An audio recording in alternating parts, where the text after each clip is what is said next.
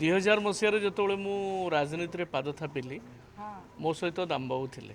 ମୋର ଆଜି ମନେ ପଡ଼ିଯାଉଛି ସେ ତାଙ୍କର ଫିଏଟ୍ କାର୍ରେ ମୋତେ ତିର୍ତ୍ତୋଲ ତାଙ୍କ ଘରୁ ପ୍ରଥମ ସଭା ମୋର ଯେଉଁ ରାଜନୈତିକ ସଭାକୁ ସେ ହିଁ ମୋତେ ସାଥ ଦେଇ ନେଇଥିଲେ ମାନ୍ୟବର ମୁଖ୍ୟମନ୍ତ୍ରୀ ନବୀନ ପଟ୍ଟନାୟକଙ୍କ ନିର୍ଦ୍ଦେଶରେ।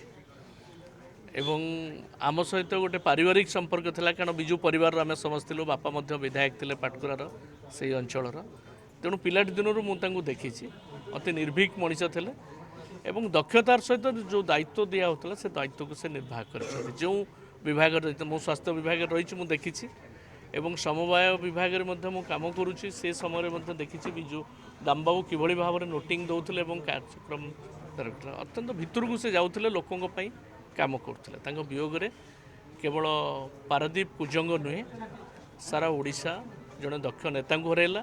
ମୁଁ ବ୍ୟକ୍ତିଗତ ଭାବରେ ଜଣେ ମୁରବୀଙ୍କୁ ହରାଇଲି। ବିଜୁବାବୁଙ୍କ କଥା ସେ ସବୁବେଳେ ବିଜୁ ବିଚାର ପଞ୍ଚ ମଧ୍ୟ ସେ କରିଥିଲେ ସବୁବେଳେ। ଶୁଣନ୍ତୁ, ବିଜୁବାବୁଙ୍କର ମୁଁ କହିବି ଗୋଟିଏ ଧାଡ଼ିରେ ଯେ ସଚ୍ଚା ଅନୁଗାମୀ ସେ ଥିଲେ। ଯୁଆଡ଼େ ବିଜୁବାବୁ ଯାଉଥିଲେ ତାଙ୍କୁ ଧରିକିରି ଯାଉଥିଲେ ଏବଂ ବିଜୁବାବୁଙ୍କ ଡାକରାରେ ସେ ରାଜନୀତିରେ ଯୋଗ ଦେଇଥିଲେ। ଭଲ ପାଠ ପଢ଼ୁଥିଲେ ଏବଂ ସେ ଚାକିରି ବାକିରି କରିପାରିକି ସେ ଦିଗରେ ମଧ୍ୟ ଆଗକୁ ଯାଇପାରିଥାନ୍ତେ, କିନ୍ତୁ ରାଜନୀତିରେ ଯୋଗ ଦେଇଥିଲେ ଏବଂ ବିଜୁବାବୁଙ୍କୁ ସେ ଅତ୍ୟନ୍ତ ଭଲ ପାଉଥିଲେ, ସମ୍ମାନ ପ୍ରଦର୍ଶନ କରୁଥିଲେ।